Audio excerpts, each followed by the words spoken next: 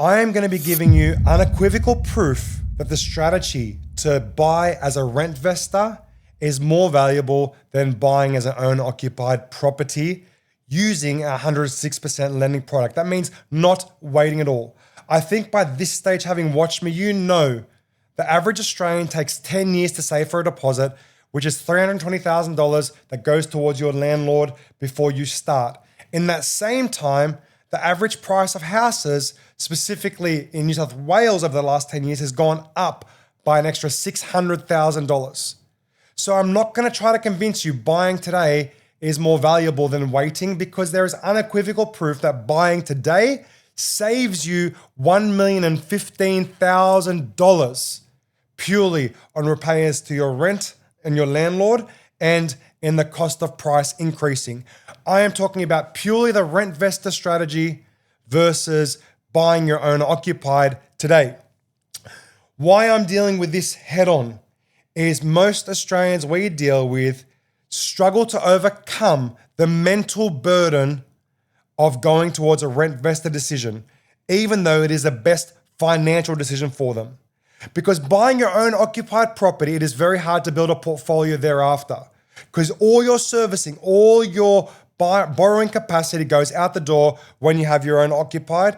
And more importantly, buying where you want to live places significant financial strain on the average Australian, because generally where you want to live, there is certain price pains that come associated with that. The demand drives the price up. So today is about buying where you can afford and living the lifestyle you want to live.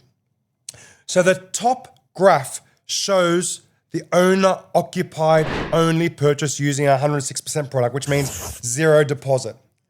In this scenario, you have basically gone from a $1 million purchase, which has a $1,060,000 component associated with it, and the mortgage debt reduces over 10 years to $908,000, and then eventually over 20 years, $623,000 and zero.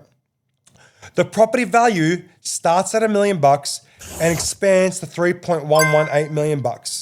So your equity, although it starts negatively, consistently grows.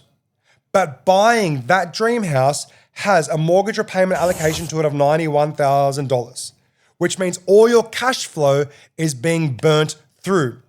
Now, great news is since I've recorded this, the actual mortgage payments have gone down significantly as we've renegotiated our debt warehouse. But it's good to go worst case, because the because the Reserve Bank is talking about interest rate increases. So we have to watch this space and give you the worst case numbers. Now, in the second scenario, directly under, we're talking rentvester. What that means is you're renting where you currently are, living the lifestyle you want to live, and buying a property that is affordable for you. So yes, you're paying money to your landlord, but you are also receiving money as a landlord, canceling out that whole dead money expression. In this scenario, your cash benefit monthly starts off at minus $100 and then minus $309 a month. So your out-of-pocket expenses are $100, and then eventually year 5, $300, at year 10, $1,500. But what's significant about this particular strategy is you're buying that property at $1 million in year 1, but your cash flow is such that in that first 10 years, you're paying off your deposit component. And at year 10, we're buying a secondary dwelling. So that's two properties by year 10. At that year 10 mark, for two properties, you are paying now out of pocket monthly, including negative gearing, including all your tax depreciation, you are paying $1,500 a month for two properties. Whereas before, you are paying $91,000 for the house you were living in one property, and after year 10, going to $87,000 a year. Thereafter, you are now paying that sum off using P&I over that period of time. And then by year 20, with both those investment properties specifically having paid off the 10% of the first, paid off the 10% of the second, after that period of time, you are then going interest only after 10 years on each of those dwellings. 10 years, you're refinancing that debt, interest only purely, your cash flow benefit in this particular scenario by year 20 is $7,565 every single month that these properties are paying you, including depreciation, including negative gearing. Your mortgage debt at that position at year 20 is $1.55 million, but your equity is $4.213. By year 30, you have a debt of $1.327. So we are not trying to pay off that debt considerably at all. We are purely maintaining that debt position in order to maintain the best amount of cash flow. Because by year 30, you have 4.9 in equity, 4.9 in equity, which is 6.2 million property value and a debt of 1.327. Now you're saying 30 years, that's a long bloody time. But in that same time, you have compromised none of your lifestyle. Zero. You are living where you want to live, but in fact, someone is paying you $8,000 a month purely for the right to live in the property that you own. Now on the next slide, I want to give a play-by-play scenario of exactly what that looks like in terms of differences. The top one being asset value and the second one, cash flow monthly. So if you buy today, you have negative equity day one of $60,000. But buying in 10 years, you have minus $31,000. But as a rentvestor, you are minus $38,777. Year 5, you're $169 better off if you buy today. If you are just renting and saving, you're minus $156 in year 5. And you as a rentvestor, you're $190 ahead. Year 10, $514. You are better off compared to year 10, $312,000. Remember, when you're saving, the average Australian takes 10 years, all that money is towards your landlord. Every single dollar. There is no upside. There is no variables in this. Your rent is your rent. But in the rentvestor strategy, you're $747 better off. And I showed those workings in the previous slide. Let's get to year 20. Buying today, 1.4 better off. Year 20, 668. If you're saving, because remember, you've now put a deposit towards that asset, you have significant equity. But as the rentvestor, you've bought a secondary property, you're $2.684 million ahead.